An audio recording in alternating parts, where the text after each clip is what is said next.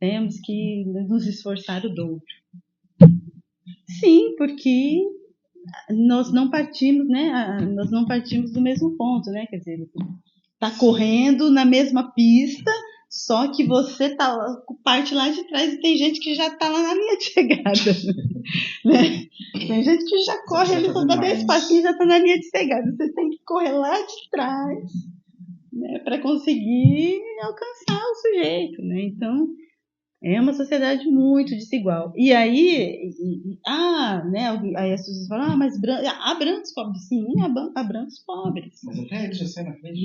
Sim, né? Essa é a questão. Então, a gente precisa entender como essa dinâmica racial e de gênero, né? De construção de gênero que nós temos aqui, como é que ela funciona e como é que ela organiza as relações de exploração. Né? Porque a mulher também é super explorada, né? Aqui falando aí eu tomo cuidado para dizer assim, essa referência de mulher, de heteronormatividade, sem entrar, né, nesse debate tão complexo, né, na diversidade que é do que a gente está chamando de mulher, né? Mas então a heteronormatividade, né, essa mulher, né, ela é duplamente explorada, porque ela tem o trabalho doméstico, tem o trabalho fora e tem toda a gestão dentro, né, do trabalho doméstico. Né?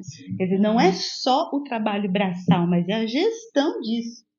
É de pensar o que a família vai comer durante a semana e o que eu tenho que fazer durante a semana. O que tem, né? Quer dizer, é pensar dentro e fora, filho. Então, é isso, é pensar como é que essas três dimensões, né, elas sempre se encontram, elas sempre precisam ser levadas em consideração. Gente, perguntar.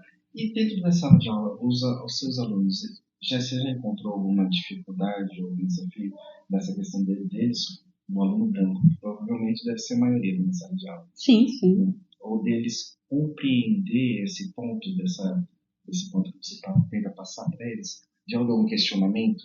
Ou eles já se tocaram em questão de vida deles? Olha, Rafael, o que eu tenho percebido, e é muito positivo, do meu ponto de vista, né? É que há um desconhecimento. Então, eu inicio, por exemplo, tem um curso específico, uma disciplina específica, né? Que eu inicio antes de entrar, de falar sobre as ações do que se chama de empreendedorismo, que é das atividades econômicas que os negros eles empreenderam desde sempre, especialmente no século XIX, desde lá, sendo livres e não escravizados, né, porque o comércio já havia, né, as atividades econômicas eram realizadas, né, também por homens e mulheres negras, algumas vezes, a grande parte ex-escravizados, mas eu inicio falando sobre o projeto do Brasil de branqueamento, porque esse é o ponto, né, para mim. É importante dizer para as pessoas, porque as pessoas falam assim, mas por que estudar, né? Isso.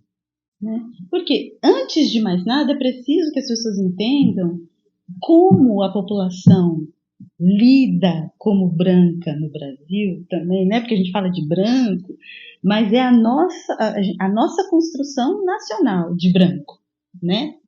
Brasileira.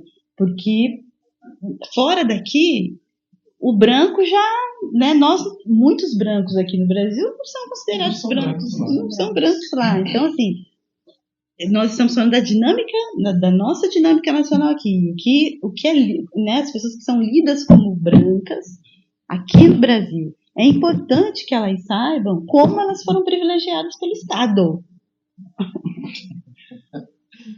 Pelo Estado, né?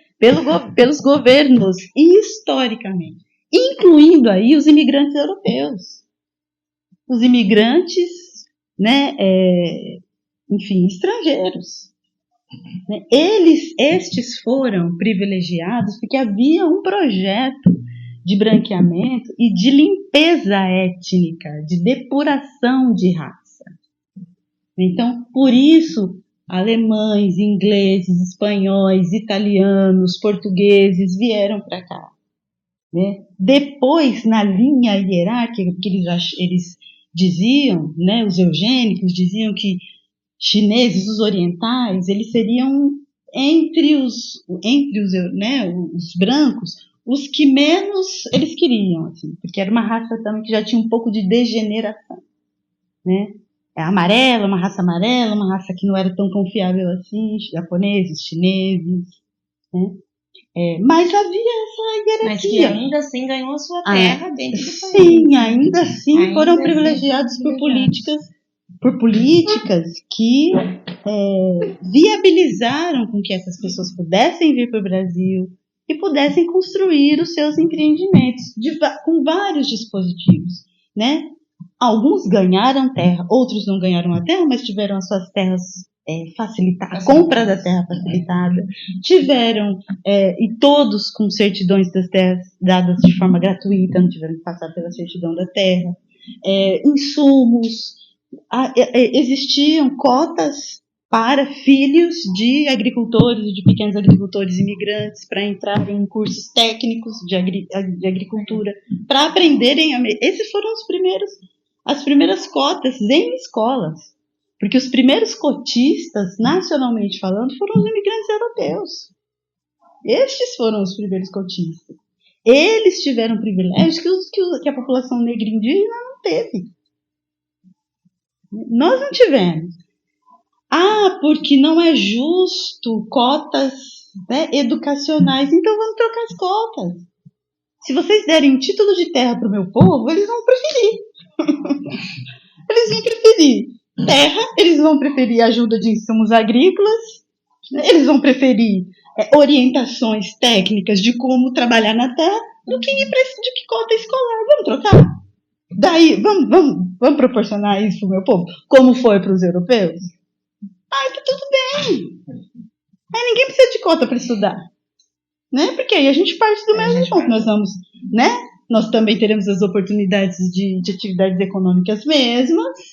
Vamos disputar, porque trabalhar, nós sabemos trabalhar, e sabemos trabalhar muito, e sabemos trabalhar em condições inóspitas, insalubres. Então nós tiramos isso de letra. Então é sobre isso, entendeu? Então eles precisam ver o que foi esse projeto. Então hoje você viaja para o sul do país, você vê que maravilha que é o Rio Grande do Sul, algumas cidades do Rio Grande do Sul. Em termos de estrutura, eu fui para Gramado, nossa, eu fiquei maravilhada com Gramado. Você vai em Santa Catarina, você vai em Curitiba, né? Mas o que foi o Rio Grande do Sul em termos de política de branqueamento, né? As primeiras colônias de referência, isso foram no Rio Grande do Sul. O Rio Grande do Sul é interessante, né? Então, assim, e um ponto que é fundamental, essas colônias, né, e essas pessoas, elas tiveram a sua cultura respeitada, ou seja, eles podiam praticar a sua religião, eles podiam falar a sua língua, inclusive você tem uma comunidade, agora, nossa, fugiu o nome da comunidade, que nem tem no mundo, mas tem aqui, no Brasil. Eles ainda sobrevivem. É de uma parte que foi considerada a Alemanha. Fugiu o nome, mas talvez eu lembre até o final.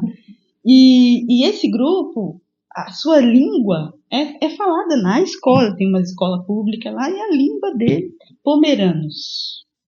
Povos pomeranos. Pomerânia sumiu, não existe mais. Mas os pomeranos estão aqui, tanto no sul do país como fundamentalmente no Espírito Santo. Um grupo grande de pomeranos. Eles têm lá a sua comunidade, com sua língua, com sua cultura. Então, e sabe que tem na grade curricular deles. Eles colocam assim. Não, a educação permite, a educação pública, no caso, né, a instituição, permite, né, que essas pessoas tenham a sua cultura respeitada e elas possam aprender a sua língua dentro da grade. Interessante. Né? O que e aí, falta? Veja, olha só as culturas, as referências, né, que o nosso povo tinha, tudo foi demonizado. Acontecendo, a Carla Cotirene, ela até costuma dizer, né, quer dizer, há uma cristianização do povo negro e uma africanização, vamos dizer assim, das pessoas brancas.